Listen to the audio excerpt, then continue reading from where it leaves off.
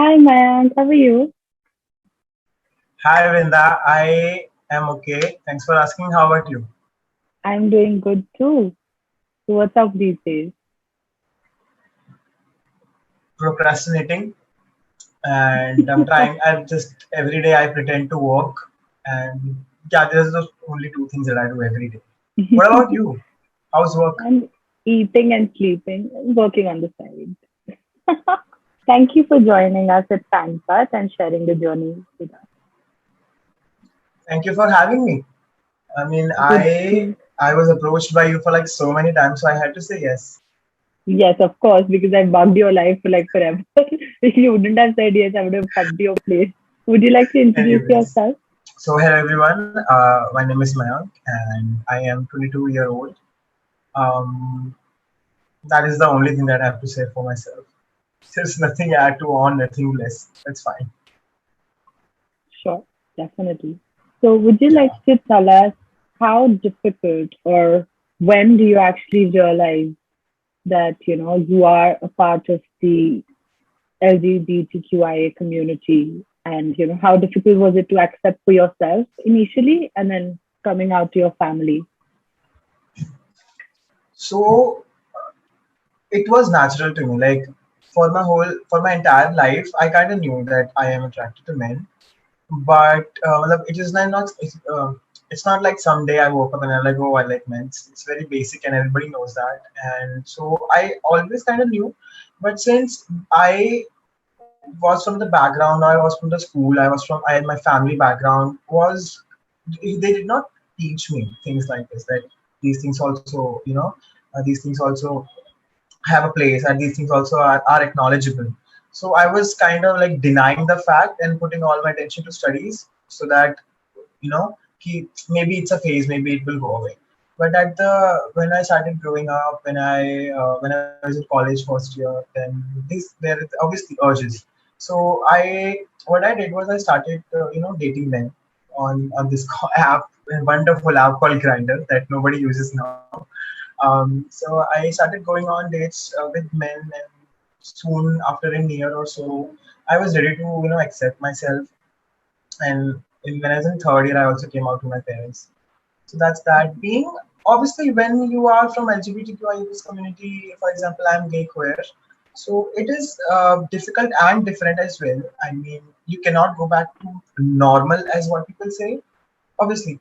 And people still come up to me from my family who don't know about my sexuality. So they are like, "What will happen when you get married? What will happen when you blah blah blah?" And you cannot go out to everyone and tell your sexuality just to hack, like just to clear their perceptions in their minds, because sometimes You it shouldn't is have to okay. also, I think. You shouldn't have to also. Your sexuality is Yeah. just, your choice. Exactly, and so I stopped doing that. Most of my very close friends know about my sexuality, and so does my parents and most of my family. They did not accept me the way I wanted, but I'm okay with it. Like as soon as I don't have to marry the girl, I'm fine with it. So if they're okay with that, then that's all you needed. It'll take time for such things to kind of, It will settle definitely. I down. also understand that. Yeah, matlab, I it took me 4 years to accept myself. So imagine being them. So Yeah, even if it takes 6 years, I'm fine with it. right. That's sweet on your side, I think. Letting them have that time and space to understand you. That's good for Yeah. you and them. So, like you said, you had that, difficult time about yourself, understanding yourself. What were the few things in that space that you think, people didn't consider? Or let's say, these things such as pronouns have come up that people should be mindful, but I don't think a lot of people are even today. They just assume that, let's say somebody who's walked up to me is dressed and looking like a woman, so I just have to use she. But probably she prefers something else. She prefers another pronoun. So how did that, work out for you, at least initially? Initially, so the thing that happened with me was I liked men, I only know that I like men, and I didn't know anything before and after that. But soon I made friends. I made intelligent friends, knowledgeable friends from the queer community, and they have guided me a lot. As we call, because I'm from Generation Z, and they are all millennials, so they really helped me a lot. And they told me a lot of things that I wasn't aware about. This pronoun thing, being cisgender and transgender. Matlab, I am cisgender. Cisgenders are basically people who are born with the gender and they're comfortable with it. They're known as Mhm. cisgender. Like you, me, like even if someone is a lesbian or someone is gay, if someone is straight or whatever, they all are cisgenders. So this pronoun thing came to me. I mean, like it really nowadays it really matters a lot because no one will come up to you and tell their sexuality to yourself to you, right? So it's the pronoun that that will help them to. This is pronoun. What am I saying? I don't even know. That's okay. That's okay. I think what you mean is there are two factors now that are involved. Initially people Yeah, just thought about sexuality, but now the whole idea of genders and having more than two genders correct, has come in. exactly. That is That is something that absolutely. people are not aware about, and that is where these things come up. Yeah, also because people who are gender fluid or gender queer or non-binary, they have not been acknowledged for a very, very long time now, and it's the high time that they should be acknowledged as well. People who are basically gay or basically lesbian, people know about that. Okay, okay, so he's gay, Yeah, so he's from LGBTQI plus community, but people don't know about the struggles of the even harder struggles of trans people or people who are gender queer, gender binary, gender fluid. These are all the other categories where, for example, we have different sexualities. You and me, we have different sexualities and gender as well. But me and other right. cis straight guy has a difference in sexualities only, right? But me and someone who is a non-binary has difference in genders also.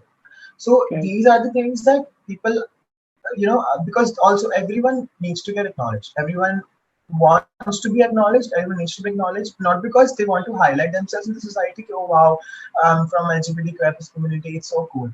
It's not like that. Everyone wants to have a safe place where they can turn around to. And society in Right. India is basically so narrow-minded. Most of the people are so narrow-minded, so stereotypical, and so assumptuous. It's difficult for them to even survive, because if you see a man walking with a skirt, you will not going to accept it, no matter Yeah. how hard it is, no matter how much close to you or a person are. It is difficult for the society to accept.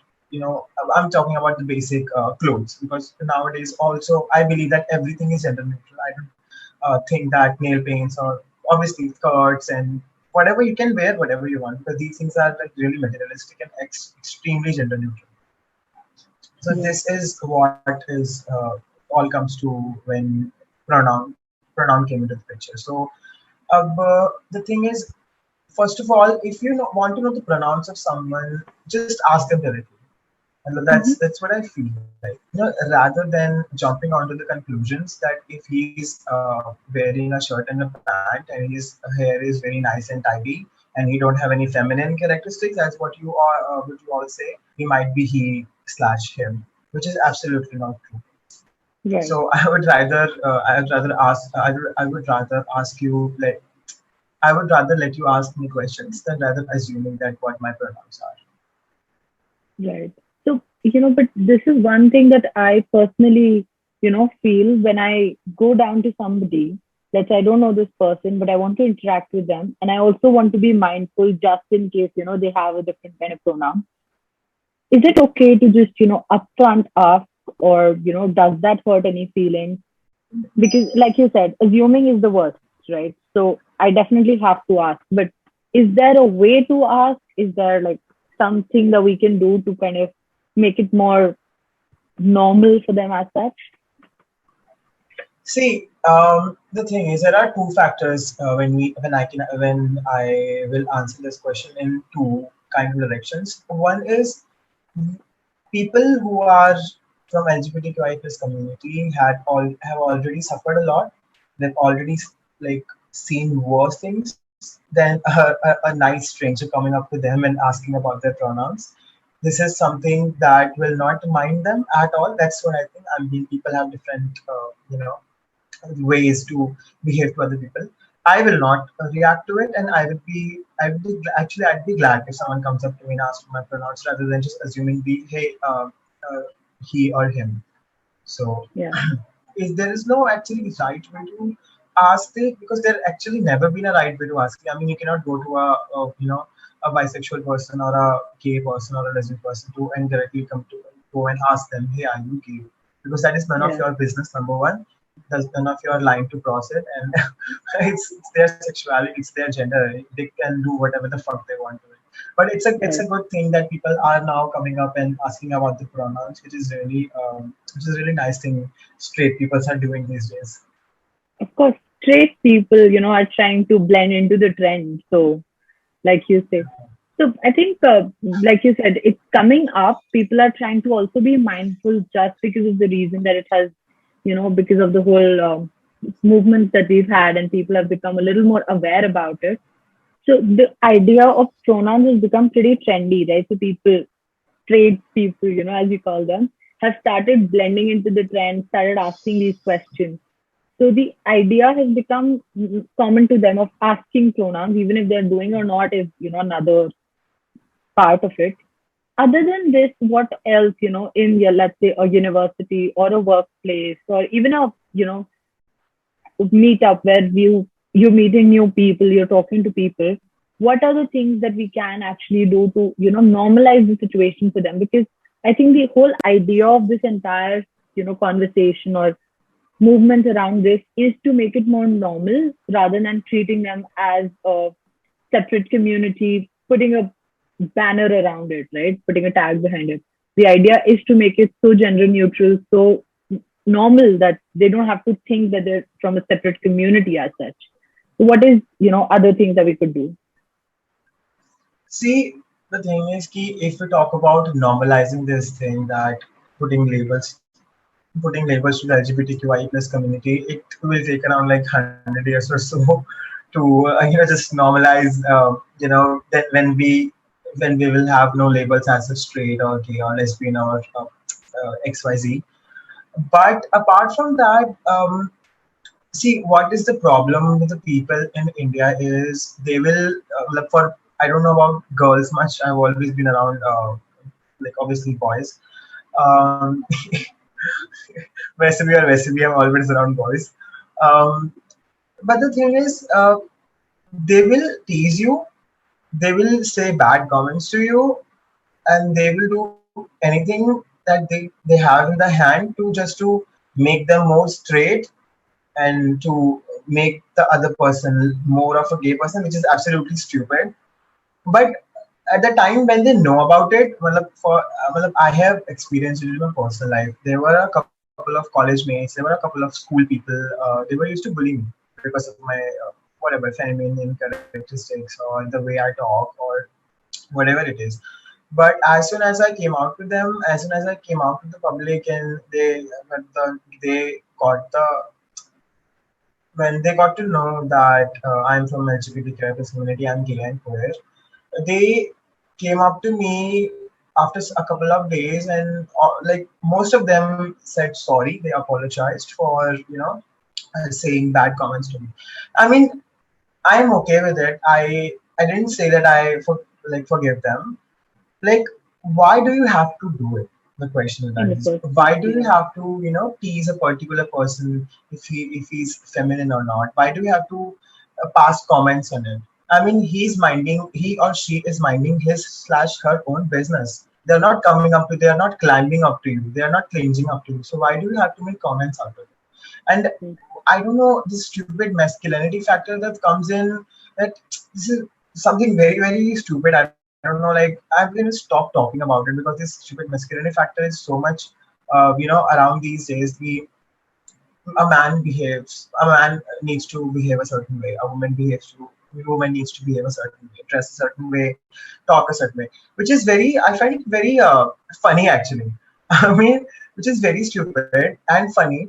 I don't know. People still hold on to it because you know what? Who made these? These Yeah. masculinity factors, this feminine. Who made this? These words that we use, that he's feminine or he's masculine. Who made this? It is us who made. It is humans only. Right? Someone came up with this, like feminism and masculine factor, which was not God. Eventually, it was not given to us by the clouds or the universe or the sky.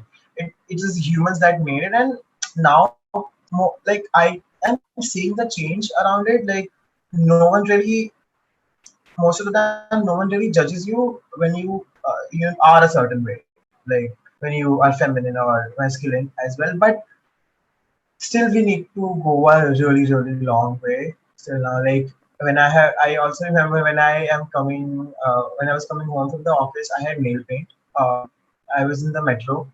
So this one woman, she like rigorously started staring at me for some reason. She saw my nail paints. She was constantly looking at it, like for like 5-10 minutes, and then she was staring at me for so long. Then she came up to me and she was like, is that like a nail paint?" I was like, "Yes, it is." So I mean, then she said, "Ki, maybe girls use that. Like, what are you doing? Are your parents okay with it?" I was like, "Bitch, what the fuck? Why don't you mind your own business?" I mean, look at your nasty child and please take it away from me. And you can just go to the ladies' compartment and sit on there and just talk to other people and other women out there. Please do not come to me and talk to me. So I didn't really say any of that. I completely ignored it, and I started listening to some songs.